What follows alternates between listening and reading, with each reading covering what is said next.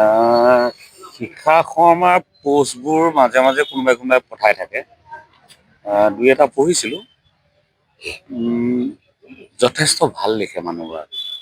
মই মানে অন্তৰৰ পৰা কৈছোঁ, খুব সুন্দৰ লিখিব জানে।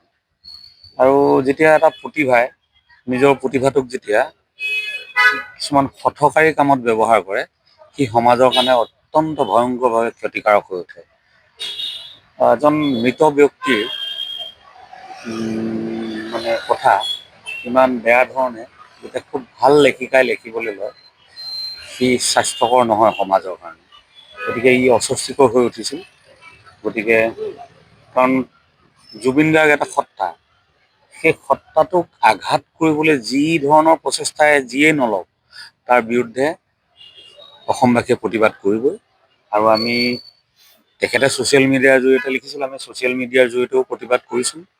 আৰু আজি যিহেতু আমি এখন গণতান্ত্ৰিক দেশত বাস কৰোঁ, গতিকে আইনৰ মাজেৰে তেখেতক কি শাস্তি দিব পৰা যায় তাৰ কাৰণে পদক্ষেপ ল'বলৈ আমি FIR দিছোঁ। মই অকলে অহা নাই, মই নিজেও এখন দিছোঁ।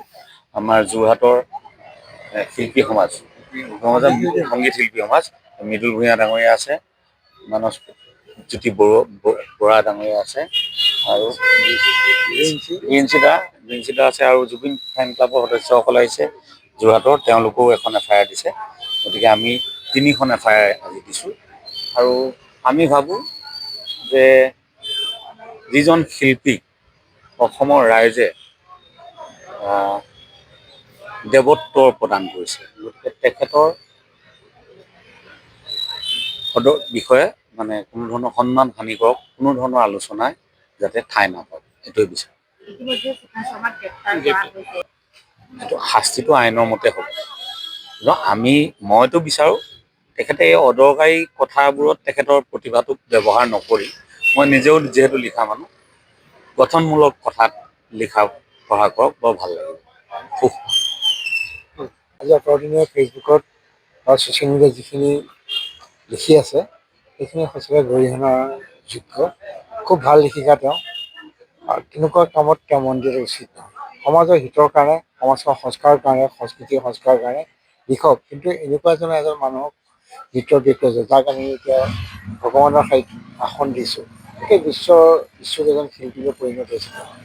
সেই শিল্পীজনৰ ইমান বেয়াকৈ লিখাটো আমি নিবিচাৰোঁ। আৰু সেইকাৰণে আমি এখন FIR দিছোঁ যোৰহাট সংগীত শিল্পী সন্থা। আমাৰ যোৰহাটৰ সমগ্ৰ শিল্পী আমাৰ অৰ্গেনাইজেশ্যনতে আছে।